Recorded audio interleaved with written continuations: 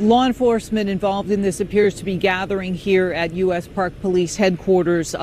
They are going to be leading this, according to the White House. Now, as you said, we now know this will be a 7-day effort focusing on, quote, high traffic tourist areas and other hotspots. Now, I'm going to put on my glasses to read you the next part of this. This is the list of the agencies involved. If we can bring that up on the screen: Metro Transit Police, Amtrak Police, United States Capitol Police, D.C. Police Department, Homeland Security, Federal Protective Services, Enforcement and Removal Operations, the DEA, the FBI, Bureau of Alcohol, Tobacco, and Firearms, United States Marshals Service, U.S. Attorney's Office, Department of the Interior, Pretrial Services Agency, and Court Services and Offender Supervision. Now, we also know tonight News 4 has learned an advisory has been sent out to D.C. area hospitals alerting them to see a possible influx of patients starting at midnight as a result of law enforcement making a concerted effort to clear out homeless encampments. I think, honestly, it's terrifying to think of federalization of D.C. Advisory Neighborhood Commissioner Edward Daniels, who represents the Navy Yard area, acknowledges many in his neighborhood have been frustrated and alarmed by the events of this summer. Large groups of teens and kids even younger have caused disruption. Fireworks were thrown on busy public sidewalks. Some teens made their way into residential buildings. But Daniels says he worries about President Donald Trump's threats of a federal takeover.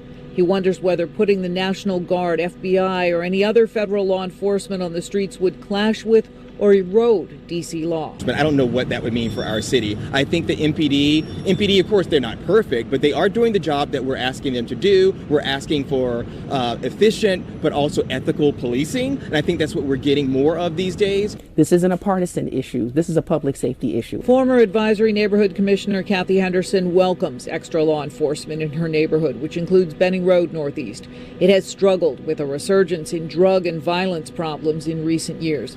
She says she supports the request that U.S. Attorney Jeanine Pirro made to the D.C. Council today. Pirro asks them to reconsider 3 laws dealing with young offenders: the Second Chance Amendment, the Incarceration Reduction Amendment, which is coupled with the Second Look Act, and the Youth Rehabilitation Act, in order to toughen penalties on people under 25 who commit violent crimes. We have an individual that committed a murder when he was 16.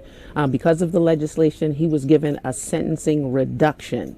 So he was allowed early release. This person whom we wrote a community impact statement for, and we submitted it recently to the court, he committed another homicide.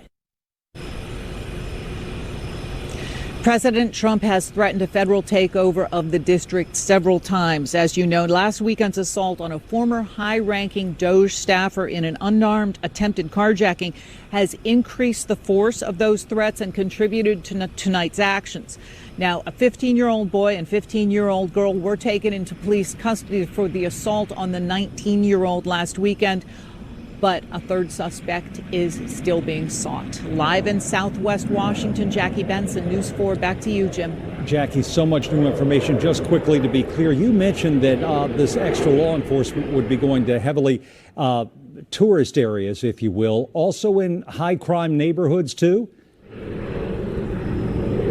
What we received, the information said high traffic tourist areas and other hot spots. Okay. And that is the full scope of the information we were given as to where they would be going. However, again, we have that alert from about the hospitals to expect an influx of patients possibly around midnight tonight, which is when this operation is expected to begin.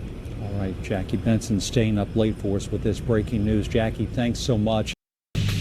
So we get back to our top story. This morning, people in D.C., they're waking up to increased federal law enforcement, a presence that you can see in some parts of the city. Yeah, and for the next week, over a dozen agencies are going to be patrolling high-traffic tourist areas and other hotspots in D.C. Earlier this week, President Trump renewed his threat to take federal control of the city and, quote, make D.C. safe again. News 4's Joseph Omo joins us live from Union Station with more on this. Joseph, good morning to you. How's it looking out there this morning?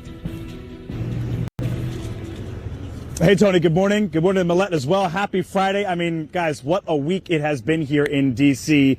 We know President Trump, it's not a secret how he feels about violence in the city, and it's resulted in this. We are outside of Union Station this morning because the White House says you can now expect to see more police presence in touristy areas of D.C. In fact, there were several things announced by the White House yesterday. Check it out. For the next 7 days, and potentially longer than that, you can expect to see federal officers in marked units patrolling what the Trump administration is calling high-traffic tourist areas and other hotspots. We are not sure exactly what those hotspots are.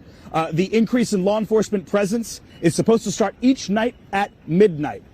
We are talking quite a few agencies here, guys, just to name a few of them. Metro Transit Police, Amtrak Police, U.S. Capitol Police, the DEA, and the FBI. Look here, the ATF Washington office, that's the Bureau of Alcohol, Tobacco, Firearms, and Explosives. They posted this picture just before 2 a.m. this morning, showing them apparently pulling over a car along Georgia Avenue. Tony Millette, this is obviously not the first time that we have heard the president talk about Washington, D.C. as a city. By now you know he has threatened to take over Washington, D.C. And as we wait to see what happens there, one thing is for sure, you will definitely see an increased police presence for at least the next 7 days, guys. Back to you. Thank you, Joseph. News 4 is committed to following this story every step of the way. So when we're not on air, you can get breaking news notifications sent straight to your phone through the NBC Washington